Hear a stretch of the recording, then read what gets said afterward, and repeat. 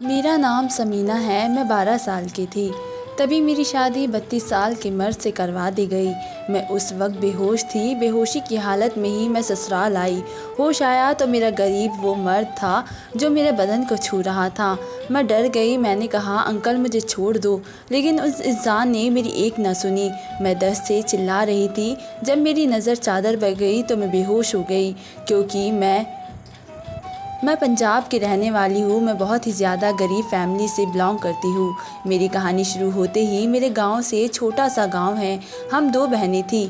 मेरी माँ की तबीयत बहुत ही ज़्यादा ख़राब रहती थी। मेरी माँ का लीवर डैमेज था। मेरी उम्र उस वक्त 10 साल थी जब मुझे पता चला कि हमारी माँ का लीवर बिल्कुल डैमेज हो चुका है। बचने के कोई चांस नहीं है। मेरे बाबा के पास पैसे नहीं थे। हम बहुत ही गरीब थे। जब घर में खाना नहीं बचता था तो पास के खेतियों को आलू बैंगन लाकर उसको उबाल कर हम लोग खा लेते थे। ऐसे ही हमारी लाइफ कटती जा रही थी। एक दिन माँ की तबीयत इतनी ख़राब हो गई कि हम लोग दिल्ली आए। डॉक्टर ने कुछ दवाइयाँ दी जिससे कि माँ को थोड़ा आराम मिला। ऐसी कोई जगह नहीं थी जहाँ हम अपनी माँ को लेकर नहीं गए थे। रिश्तेदारों ने मुँह मोड़ लिया। किसी ने भी हमारी कोई मदद नहीं की। बाबा समोसे का ठेला लगाते थे जिसमें समोसे बेचते थे। उसमें जो भी पैसे आते थे उससे हमारा घर चलता था और हम अपनी माँ को दिल्ली से लेकर घर आ गए। इसी तरह से हमारा वक्त गुजर रहा था। देखते ही देखते 2 साल और गुजर गए और मैं 12 साल की हो गई थी। एक दिन पड़ोस वाली आंटी मेरे घर आई माँ से मिलने, और आंटी ने बाबा से कहा, पास के ही गांव से एक रिश्ता है नेहा के लिए। बाबा तो खुश हो गए। माँ भी बेचारी सोची, चलो कि जीतो जी मेरी बड़ी बेटी की शादी हो जाएगी। मैं भी बहुत ही खुश थी।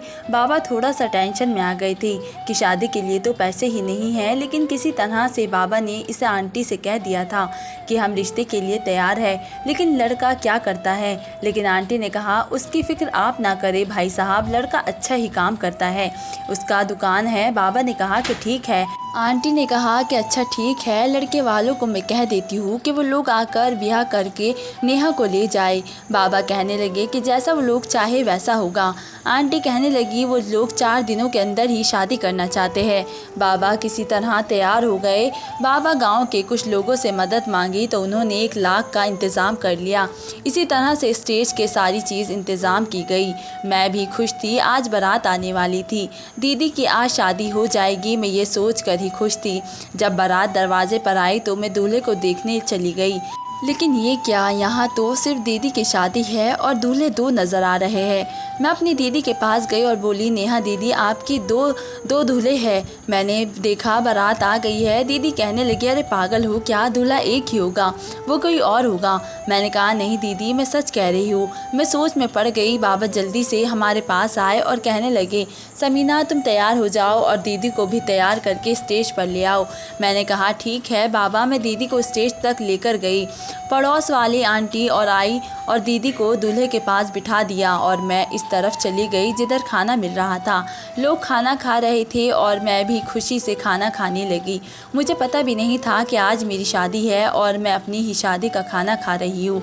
मैं पेट भर कर खाना खा रही थी और इधर उधर खेलने लगी और खेलते हुए स्टेज तक आई दीदी की शादी देखने के लिए। लेकिन अचानक से आंटी मुझे भी पकड़कर जो दूसरा दूल्हा था उसके बगल में बिठा दिया। मैं बोली, आंटी आप क्या कर रही है। आंटी बोली, अरे पागल लड़की, आज तुम्हारी भी शादी है, तुम्हें पता नहीं, तुम्हारी दीदी के साथ साथ तुम्हारी भी यश से शादी है। ये सुनकर तो मेरा दिमाग ही काम नहीं कर रहा था। सोच में पड़ गई कि मैं क्या करूं और क्या ना करूं, क्योंकि मैं इतनी छोटी थी। मेरी उम्र सिर्फ और सिर्फ 12 साल की थी। मेरी तो अभी तक पीरियड्स भी नहीं आए थे, फिर मेरी शादी कैसे हो सकती थी। मैं जल्दी आंटी का हाथ छोड़कर बाबा के पास गई। मैंने बाबा से कहा, ये सब क्या है बाबा, मेरी शादी तो दीदी की थी, फिर मेरी शादी, क्या आंटी क्या कह रही है, मेरी शादी होती है क्या, आंटी सच कह रही है। बाबा कहने लगे, हाँ बेटा तुम्हारी भी आज शादी है, मेरी बच्ची ये मेरी मजबूरी है, तुझे शादी करनी ही पड़ेगी। ये तेरी माँ भी चाहती है और हाँ तेरी माँ को भी पता है कि आज तुम्हारी और दीदी दोनों की शादी है। बेटी मुझे माफ़ कर दे और मेरे लिए और अपनी माँ के लिए शादी कर ले। मैं अपने बाबा के आंसू देख नहीं सकती थी। बाबा की आंखों में आंसू देखकर मैंने कह दिया, ठीक है बाबा, मैं शादी करने के के लिए तैयार हूँ। मैं चुपचाप जाकर दूल्हे की बगल में बैठ गई। माँ की तबीयत शादी वाले दिन बहुत ही ज़्यादा ख़राब हो गई। माँ को जल्दी हॉस्पिटल में एडमिट कर दिया गया। माँ को अटैक आया था और वो मेरे बाबा में इतना सोच चुके थे कि सीधे उनके दिल पर जोर पड़ा है। मैं बस उनकी गुड़िया से खेलती थी, मैं पढ़ने भी नहीं जाती थी, गुड़ियों से खेलती रहती थी। मेरी दीदी की उम्र 16 साल थी। आज मेरी ज़िंदगी का हर कुछ यहाँ पर ख़त्म हो चुका था। हमारी शादी हो चुकी थी, हम दोनों बहनों को विदा कर दिया गया था। मैं अपने ससुराल आ गई। मैं कैसे आई, किसके साथ आई, मुझे कुछ भी होश नहीं था, क्योंकि शादी होने के बाद मैं बेहोश हो चुकी थी। बेहोशी की हालत में मुझे 5 घंटे बाद होश आया। मेरी आँख खुली तो सामने मेरी बहन थी। तो मुझे इतनी ज़्यादा टेंशन नहीं हुई कि चलो कोई नहीं, दीदी तो मेरे पास है, मेरे साथ ससुराल में मेरे साथ है। ससुर और मेरे पति और मेरी बहन के पति थे। दीदी ने घर की सारी जिम्मेदारी उठा ली। मैं तो यूं ही खेलती रहती थी। मेरा पति अजीब नज़रों से मुझे देखता था। मैं उसके देखने से डर जाती थी और दौड़कर दीदी के पास चली जाती थी। खैर जो भी था, देखते ही देखते 3 महीने गुजर गए और मेरे पीरियड्स भी आ गए थे। देखते ही देखते हफ्ता गुजर गया और ये पीरियड्स भी ख़त्म हो गए। और जिस दिन ख़त्म हुए उसी रात मुझे एक कमरे में दुल्हन की तरह सजा कर बिठा दिया गया। मैं दुल्हन बनी बैठी हुई थी, तभी देखा कि मेरा पति कमरे में आ रहा था। उसे देखकर मैं डर गई थी, क्योंकि वह बहुत ही नौजवान और हट्टा खट्टा मर्द था। उसकी उम्र लगभग 32 साल होगी। वो मेरे करीब आया और मेरे चेहरे को छूने लगा, मेरे बालों को सहलाने लगा। मैं डर से काँप रही थी। मैं कह रही थी कि अंकल मुझे छोड़ दो। वो गुस्से से मेरी तरफ घुर्रा और कहने लगा, सुनो, मैं तुम्हारा अंकल नहीं हूँ, मैं तुम्हारा पति हूँ। मैंने कहा ठीक है। मैं डर से काँप रही थी। मुझे कुछ समझ ही नहीं आ रहा था कि मैं क्या करूँ, लेकिन मैं कह रही थी कि आप मुझे ऐसा क्यों टच कर रहे हो, मुझे अच्छा नहीं लगता। वो कहने लगा, अरे पागल, तुम मेरी बीवी हो और तुम्हें नहीं पता पति और पत्नी के बीच में क्या होता है। मैं जानता हूँ तुम्हें नहीं पता होगा, इसलिए मैं तुम्हें आज बताऊँगा कि पति और पत्नी के बीच क्या होता है। तुम डरो नहीं, मैं तुम्हारे पास और तुम्हें डराने के लिए थोड़ी आया हूँ, मैं तो तुमसे प्यार करने के लिए आया हूँ। वैसा कहकर मुझे अपनी बाहों में भर लिया और मेरे साथ मैं उसे मना करती रह गई कि मुझे छोड़ दो, मुझे दर्द हो रहा है, मुझे छोड़ दो, मुझे ये सब नहीं करना। लेकिन वे मेरी ना सुना और मुझे दरिंदों की तरह रात भर मेरे साथ। फिर सुबह हुई तो मेरा पूरा शरीर दर्द से कर्रा रहा था। मैं डर से तड़प रही थी और रो रही थी। बहुत ही सुबह मेरी दीदी कमरे में आई और मुझे बिस्तर से समेट कर उठाया और मुझे नहला धुला कर कपड़े पहना कर वे मुझे आराम करने के लिए कहकर खाना बनाने चली गई। मेरे लिए वे खाना लेकर आई। मैं खाना खाया और सो गई। मैं सिर्फ रो रही थी। अपनी दीदी को कह रही थी, दीदी आप मुझे छोड़कर ना जाओ, वो इंसान फिर मेरे पास आएगा और मुझे मेरे साथ, वो बहुत ही अजीब इंसान है, उसने मेरे साथ बहुत ही गलत किया है। दीदी कहने लगी कि घबराओ नहीं समीना, सब ठीक हो जाएगा, देखना तुम ठीक हो जाओगी, बिल्कुल पहले जैसे खेलने कूदने लगोगी, तुम्हें घबराने की कोई ज़रूरत नहीं है, देखो मैं हूँ ना तुम्हारे साथ, तुम्हारे पास ही हूँ। दीदी मुझे समझा कर कमरे से जा चुकी थी। मैं सो गई। देखते ही देखते 1 महीना गुजर गया। तभी मुझे उल्टियाँ आने लगी और मैं चक्कर खाकर आंगन में गिर पड़ी। मेरी सास और दीदी दौड़कर मेरे पास आई और उन्होंने डॉक्टर को बुलाया। डॉक्टर ने मेरा चेकअप किया तो बताया कि मैं प्रेग्नेंट हूँ। मैं तो डॉक्टर की बातें सुनकर समझ ही नहीं पाई थी कि ये सब क्या होता है और वे क्या कह रही है। मैं प्रेग्नेंट हूँ या कैसी बीमारी हूँ, मुझे नहीं पता था कि मैं प्रेग्नेंट का मतलब क्या है। लेकिन एक अच्छी बात ये थी कि उसी दिन बाबा घर आए और कहने लगे कि माँ बिल्कुल ठीक हो गई है। ये कैसा करिश्मा था कि आज पता चला कि मैं प्रेग्नेंट हूँ और मैं आज ही पता चला कि माँ ठीक हो गई है। मैं तो डर गई थी कि कहीं माँ परेशान ना हो जाए ये सुनकर कि मैं प्रेग्नेंट हूँ। खैर माँ ठीक हो चुकी थी, इस बात की खुशी थी, लेकिन अब तो मेरी ज़िंदगी पूरी तरह से बर्बाद हो चुकी थी, क्योंकि मेरी शादी हो चुकी थी ऐसे इंसान से जिसका मेरे साथ कोई जोड़ नहीं था। कुछ दिनों बाद मुझे पता चला कि जिससे मेरी शादी हुई है उसकी और एक और बीवी थी। मैं ना समझती, मुझे इन सब का कोई खबर नहीं था। मैं सोचती थी कि चलो ये एक और बीवी है तो इसमें मेरा क्या, मेरी तो अब इस इंसान के साथ शादी हो चुकी है, अब तो ये मेरा पति है और इस तरह से वक्त गुजार रहा है। धीरे धीरे 5 महीने बीत चुके थे और इन 5 महीनों के अंदर अंदर मेरा पेट फूलने लगा था। मैं डर गई थी कि मैं अपनी सास के पास गई और कहने लगी कि माँ जी ये क्या, मेरा पेट इस तरह से फूल गया है, मुझे क्या हुआ है। मेरी सास ने मुझे कहा कि कुछ नहीं बेटा, ऐसा होता है, तुम जाकर आराम करो, सब ठीक हो जाएगा। मैं अपनी दीदी के पास गई। मेरी दीदी भी इतना नहीं जानती थी, लेकिन उन्होंने कहा कि देखो समीना, तुम प्रेग्नेंट हो, इसका मतलब होता है कि तुम्हारे अंदर एक ही नन्हा सा बच्चा है, इसे तुम जन्म दोगी। दीदी की बातें सुनकर मैं खामोश हो गई। खामोशी से मैं अपने कमरे में आई और बैठी थी। तभी मेरा पति आया और कहने लगा, सुनो, तुम अपना सामान बांध लो, यहाँ से मैं तुम्हारे साथ अब नहीं रहूँगा।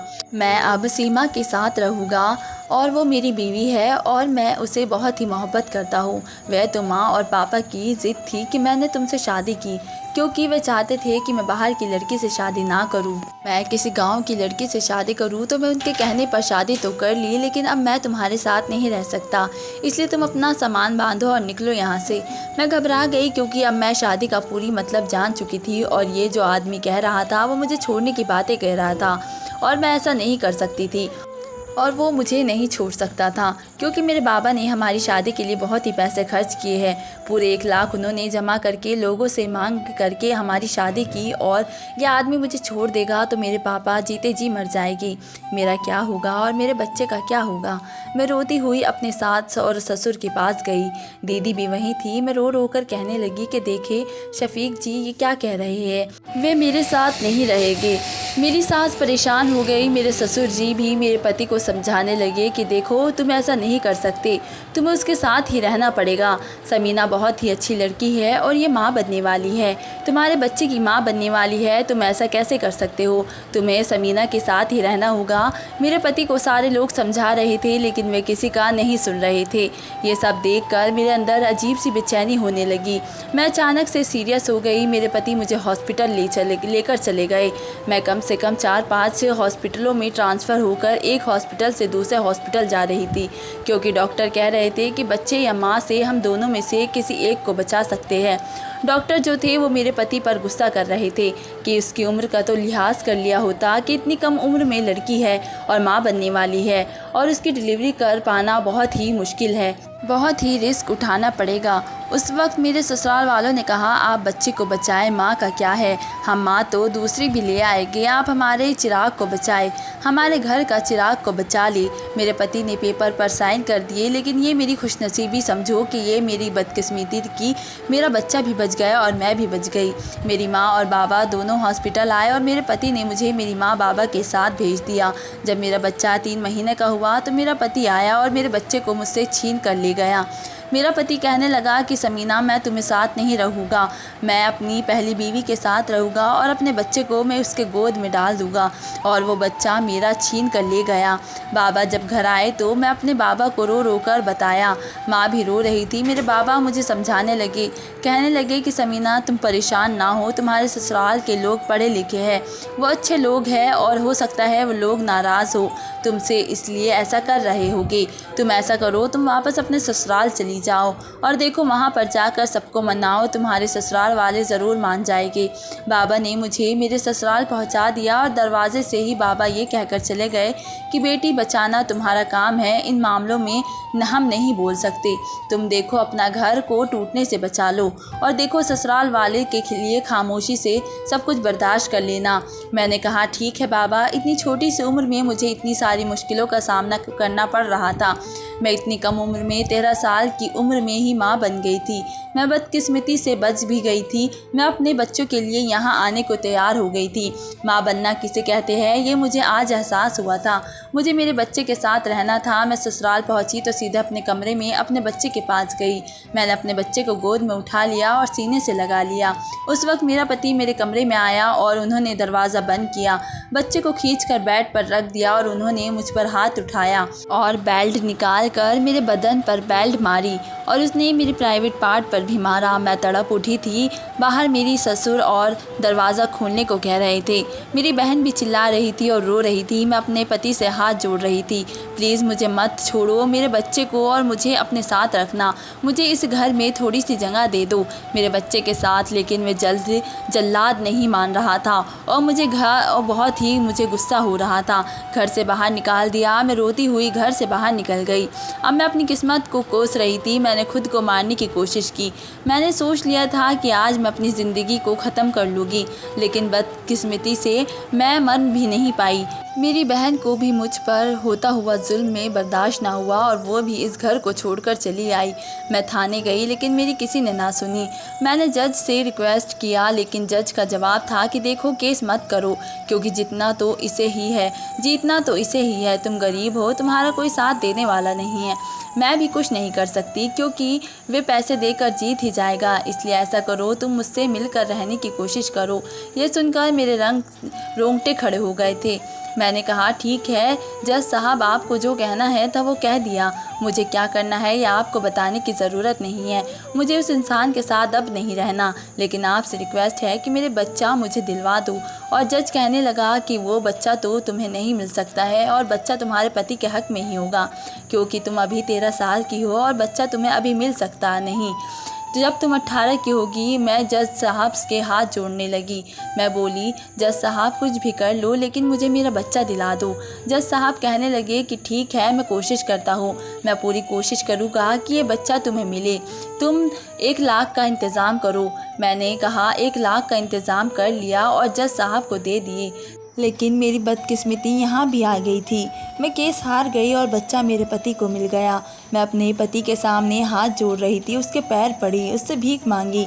मैंने उससे कहा कि मुझे मेरा बच्चा दे दो प्लीज़, वो मर जाएगा, वो बहुत ही छोटा है, उसे मेरी ज़रूरत है। लेकिन उसने साफ को इस मासूम बच्चे पर भी रहम ना आया। जज साहब का कहना था कि बच्चा आपको नहीं मिल सकता। आपकी उम्र 18 साल होती तो आपको बच्चा मिल जाता। आप अभी बहुत ही छोटी हैं, आप बच्चे की जिम्मेदारी नहीं उठा सकती। ये कहना था कि मैं वहीं पर बेहोश होकर गिर पड़ी। माँ बाबा ने मुझे किसी तरह संभाला और मुझे घर लेकर आए। मुझे होश आया तो मैं अपने बच्चे को ढूंढ रही थी। मुझे बहुत ही रोना आ रहा था। मैं दीवार में सर रख कर घंटों रोती रही। मुझे मेरा बच्चा बहुत ही याद आता था। इसी तरह से करते करते दिन काफ़ी गुजर गया। बाबा ने मुझे बहुत ही बुआ के घर भेज दिया। मैं बुआ के यहाँ 4 साल तक रही। बुआ का एक बेटा था, यासीन। मुझे बहुत ही अच्छा था वो पढ़ा लिखा था। मेरी सारी हकीकत उसे पता थी। मैंने उसे बीते हुए कल के बारे में उसे सब कुछ बता दिया था। अमन मुझे हंसाने की बहुत ही कोशिश करता था, बहुत ही खुश रखने की कोशिश करता था। यासीन बहुत ही अच्छा लड़का था। यासीन बहुत ही अच्छी नौकरी करता था। उसकी इनकम भी काफ़ी अच्छी थी। उसने ही मेरी पढ़ाई कंप्लीट करवाई। मैं यहाँ बहुत ही खुश थी। बाबा से बात करती रहती। बाबा बुआ को बताती कि मैं यहाँ पर बिल्कुल ठीक हूँ। मैं भी बाबा से कह देती माँ परेशान ना हो, और दीदी को भी कहो कि वे जीजा जी को मना ले और जीजा जी के साथ दुबई चली जाए। जीजा जी दुबई में ही रहते थे। जीजा जी की कोई गलती नहीं थी। मैं इन जाहिल के साथ नहीं रह सकते थे। मेरे कहने पर दीदी ने जीजा जी के साथ रहने का फ़ैसला कर लिया और जीजा जी ने दीदी को दुबई बुला लिया। दीदी अपनी ज़िंदगी में खुश रहने लगी। मुझे भी बहुत ही खुशी हुई थी, क्योंकि मेरी वजह से दीदी भी घर छोड़कर आ गई थी। दीदी ने कहा कि मैं इस घर में नहीं रह सकती। जीजा जी तैयार हो गए हैं और उन्होंने दीदी को दुबई ही बुला लिया था। खैर, माँ बाप भी अच्छे ही से रह रहे थे। मैं इनसे बातें करती रहती थी। उधर यासीन और बुआ भी पूरी कोशिश करते कि मैं अपनी पुरानी यादों को भूल जाऊँ। मेरे साथ जो भी हुआ वो मैं भूल जाऊँ, लेकिन मैं कैसे भूल सकती थी वो सारी बातें, वो सारे हालात जो मेरे साथ गुजरे थे, ज़ख्म जो आज भी मेरे बदन पर मौजूद है। एक दिन मैं रो रही थी कि तभी यासीन मेरे पास आया और कहने लगा, समीना बुरा मत मानो तो मैं एक बात बोलूँ। मैं यासीन से कहा कि बोलो, क्या कहना चाहते हो। यासीन कहने लगा कि तुम्हें अगर दोबारा शादी करने का मौका मिले तो क्या तुम करोगी। मैंने कहा, बिल्कुल नहीं, मुझे शादी के नाम से नफ़रत है। मैं अपनी ज़िंदगी में कामयाबी हासिल करना चाहती हूँ। मैं अपने पैरों पर खड़ा होना चाहती हूँ। यासीन ने कहा कि अच्छी बात है, लेकिन अगर तुम्हें अच्छा लड़का मिले तो क्या तुम शादी नहीं कर सकती। समीना ने कहा कि बिल्कुल नहीं, अच्छे तो लोग भी थे, पढ़े लिखे थे, लेकिन क्या हुआ बाद में जब हकीकत सामने आई तो मेरे साथ क्या हुआ। इतनी छोटी उम्र में मैं बहुत ही कुछ देख चुकी हूँ। मुझे शादी के नाम से भी डर लगता है। यासीन कहने लगा, समीना तुम क्यों डरती हो, मैं हूँ ना तुम्हारे साथ। देखो, तुम पुराना बुरा मत मानो, क्या तुम मुझसे शादी कर सकती हो? यासीन की ऐसी बातों से मेरे रोंगटे खड़े हो गए थे। ये कैसे हो सकता था? यासीन मेरे बारे में हर एक बात जानता था और इतना कुछ जानने के बाद भी यासीन मुझसे शादी कैसे कर सकता था? यासीन एक बहुत ही अच्छा लड़का था, इसे तो कोई भी लड़की मिल सकती थी और इतना अच्छी नौकरी करता था, फिर वो मुझ जैसी लड़की से शादी करने के लिए कैसे तैयार हो सकता था? यासीन कहने लगा, देखो समीना, मैं माँ से बात करूँगा, तुम एक बार हाँ कह दो। तुम्हारी ज़िंदगी में जो भी दुख देखे हैं वो मेरे सारे ख़त्म कर दूँगा। मैं तुमसे वादा करता हूँ वो तुम्हारी ज़िंदगी के सारे ज़ख्म को मिटा दूँगा अपनी मोहब्बत से। और सच कहूँ तो और जब से तुम आई हो ना, मेरी ज़िंदगी में बहुत ही मोहब्बत करने लगा हूँ। और तुम्हारी इस मासूम चेहरे से तुम्हें पता है तुम बहुत ही अच्छी लड़की हो। माँ को भी इस बात से कोई एतराज़ नहीं होगा, माँ को मैं मना लूँगा। मैंने यासीन से कहा कि नहीं यासीन, ऐसा नहीं हो सकता, मैं तुमसे शादी नहीं कर सकती, वो कभी नहीं मानेगी इस रिश्ते से। यासीन कहने लगा, अगर माँ मान गई तो तुम्हें कोई एतराज़ तो नहीं? मैंने कहा, मैं सोच कर बताऊँगी। यासीन, मैं अभी इस सारी बातों को भूल नहीं पाई हूँ। मैं अपने बच्चे को आज भी याद करती हूँ, मेरा दिल तड़प उठता है। मैं अपने बच्चे को पाना चाहती हूँ, अपने बच्चे को छूना चाहती हूँ, उसके साथ रहना चाहती हूँ, पर मेरी किस्मत तो देखो, उसे सीने से भी नहीं लगा सकती। यासीन कहने लगा, समीना देखो, मैं समझ सकता हूँ, लेकिन तुम ज़िंदगी भर अकेली नहीं रह सकती हो ना, तुम्हें किसी के साथ की ज़रूरत तो होगी ना, तुम अकेले ज़िंदगी कब तक गुजारोगी? यासीन मेरे करीब आया और कहने लगा, देखो समीना, मैं तुमसे बहुत ही मोहब्बत करता हूँ और तुम्हारे लिए मैं तुम्हारे बच्चे को भी अपनाने को तैयार हूँ। तुम एक बार हाँ कह दो तो मैं तुमसे शादी करके तुम्हारा बच्चा भी वापस ज़रूर लाऊंगा और तुम्हें तुम्हारी गोद में लाकर रख दूँगा। यासीन का इतना कहना था कि मैं फूट फूट कर रोने लगी और यासीन के सीने से लग गई। यासीन मुझे अपनी बाहों में भर लिया और तभी बुआ ने हमें देख लिया। यासीन बुआ के पीछे पीछे चला गया, वो अपने कमरे में जाकर बैठ गई। यासीन ने पूरी कोशिश की बुआ को मनाने की। बुआ ने कहा, यासीन मुझे तो समीना बहुत ही पसंद है और मैं समीना को अपनी बहू भी बनाना चाहती थी, लेकिन मुझे डर था कि कहीं तुम मुझसे नाराज़ ना हो जाओ। ये बात सुनकर यासीन बुआ के सीने से लग गया और यासीन मेरे कमरे में आया और बुआ ने कहा, समीना मेरी बच्ची, तुम्हें बहुत ही दुख मिले हैं, मैं चाहती हूँ तुम यासीन से शादी कर लो और अपनी ज़िंदगी की नई शुरुआत करो। तुम अपनी सारी परेशानियाँ और दुखों को भूल जाओ, अपने सारे बीते हुए पल को भी भूल जाओ और अपनी ज़िंदगी की नई शुरुआत करो। मैं अपनी बुआ के सीने से लग गई और मैं उस रिश्ते के लिए तैयार हो गई। बुआ ने माँ बाबा को भी बुला लिया। बुआ ने हमारी शादी बड़े ही धूमधाम से कराई। आज मैं यासीन की दुल्हन बनकर कमरे में बैठी हुई थी। यासीन मेरे कमरे में आया और उसने मुझे अपनी बाहों में भर लिया और अपनी मोहब्बत से मुझे भिगो दिया। आज मैं बहुत ही खुश थी। धीरे धीरे वक्त इसी तरह से गुजर गया और 4 महीने बीत गए। एक दिन यासीन मेरे पास आया और कहने लगा, समीना चलो हमें लखनऊ जाना है। लखनऊ का नाम सुनकर ही मेरे रोंगटे खड़े हो गए थे। यासीन कहने लगा, चलो, मैंने वादा किया था ना कि मैं तुम्हें तुम्हारे बेटे से ज़रूर तुम्हें मिलाऊंगा। हमें पता चला है कि मेरे ससुराल वाले जितने भी लोग थे और ये शहर छोड़कर कहीं और चले गए हैं। ये सुनकर हमें बहुत ही दुख हुआ कि शायद मैं अब अपने बच्चे से कभी भी नहीं मिल पाऊंगी। शायद किस्मत से मिलना लिखा ही नहीं था।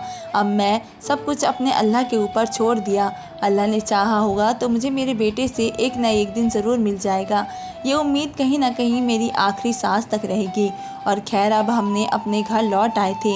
यासीन मुझे तसल्ली देते हुए कहने लगा कि समीना परेशान ना हो, जब देखना तुम अपने बेटे से एक दिन ज़रूर मिलोगी।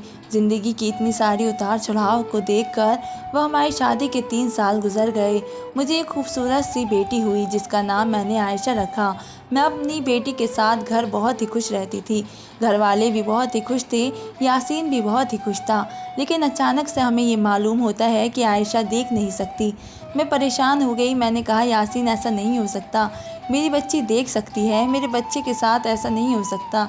यासीन कुछ करो, हमें बड़े से बड़े डॉक्टर को दिखाएंगे, आयशा को बड़ी डॉक्टर के पास ले जाएंगे, हम उसका वहाँ इलाज करवाएंगे। यासीन ने कहा, ठीक है यासीन, तुम परेशान ना हो, मेरा एक दोस्त है जो मेडिकल करता है, उसे पता करके बताता हूँ कि आँखों का सबसे बड़ा डॉक्टर कौन है, हम उसके पास लेकर जाएंगे। यासीन अपने दोस्त को कॉल लगाता है और पूछता है। उसका दोस्त यासीन को कहता है, देखो यार यासीन, अगर तुम अच्छे डॉक्टर से मिलना चाहते हो तो तुम यहाँ पर इलाज नहीं कर सकते, तुम्हें दूसरे शहर जाकर इलाज करना होगा, शायद ऐसा ठीक हो जाए। क्योंकि वहाँ डॉक्टर बहुत ही बड़ा डॉक्टर है। हमने सुना है कि बहुत सारे ऐसे केस को उसने सॉल्व किया है। मैंने कहा, यासीन सोच क्या रहे हो? अपने दोस्त को कहो कि जल्दी से मुझे डिटेल्स दे। यासीन ने अपने दोस्त से कहा कि देख यार, तू ऐसा कर, उस डॉक्टर का पता मुझे दे दे। वो शहर जाने को तैयार हुआ। यासीन ने एड्रेस लिया। मैंने बुआ से बात की। वो भी मायूस थी। कहने लगी, मेरी बच्ची ठीक है, तुम लोग जाओ और आयशा का इलाज करवाओ। जितने भी पैसे लगेंगे तुम लोगों को सोचने की ज़रूरत नहीं है। मैं और यासीन ट्रेन पर हम लोग गए और लोग शहर पहुंच गए, जहां पर एक नामी डॉक्टर था। हमने उस डॉक्टर से अपॉइंटमेंट लिया और अपनी आयशा का चेकअप करवाया। तो डॉक्टर ने कहा कि 1 महीने का समय लगेगा, आयशा बिल्कुल ठीक हो जाएगी, आप लोग टेंशन ना लें। कुछ भी नहीं हुआ। इस बच्चे की आंखों के ऊपर एक झिल्ली सी है जिसको ऑपरेशन होगा और ये बच्ची बिल्कुल ठीक हो जाएगी। आप लोग ज़्यादा परेशान ना हो, कोई बड़ी बात नहीं है। मुझे डॉक्टर की बातों से थोड़ा सुकून मिला। यासीन भी खुश हो गया और यासीन हम दोनों डॉक्टर की क्लिनिक के आसपास ही एक फ्लैट में बुक कर लिया। 1 महीने के लिए आस पड़ोस के लोग बहुत ही अच्छे थे और 10-15 दिन यूं ही गुजर गए। मेरी बच्ची का इलाज चल रहा था, लेकिन इस बीच एक दिन में फ्लैट से बाहर निकली तो मैंने जिसे देखा, मेरे रोंगटे खड़े हो गए, मेरे पैरों तले ज़मीन निकल गई। उस फ्लैट के बाहर उस इंसान को देखा जिससे मैं बेइंतहा नफ़रत करती थी। वो इंसान को मैं देखना नहीं पसंद करती थी, लेकिन मेरा दिल ज़ोर ज़ोर से धड़कने लगा। मुझे एक उम्मीद की किरण दिखाई दी। मेरा बेटा, मैं अपने बेटे के लिए तड़पने लगी।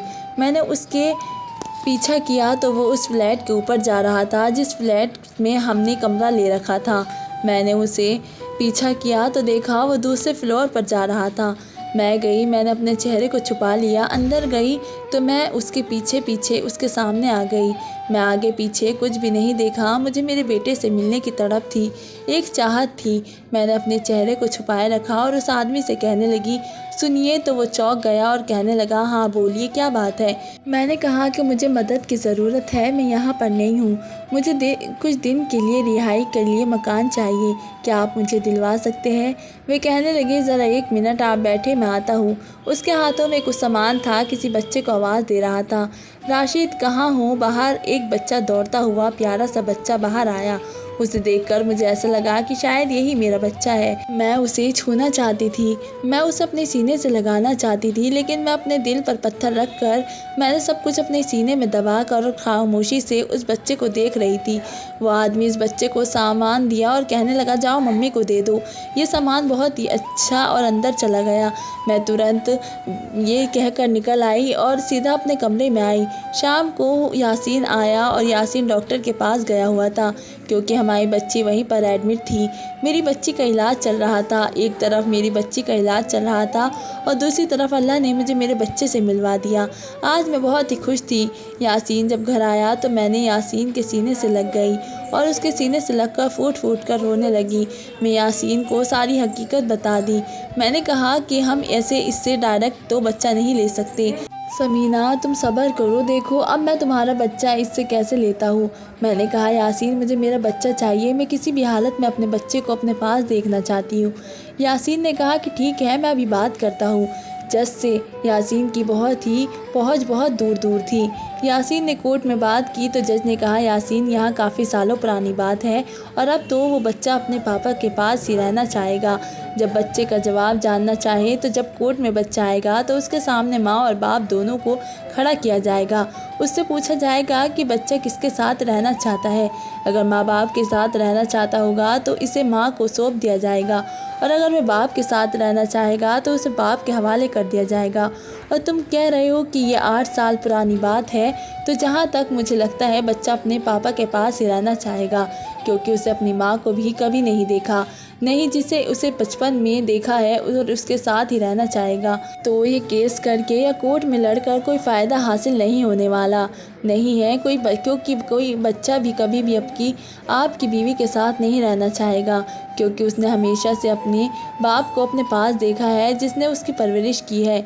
मैं कहना चाहता हूँ, एक बात तुम लोग इत्मीनान से सोच लो, फिर मुझे जवाब दो। मैं केस लड़ने के लिए तैयार हूँ।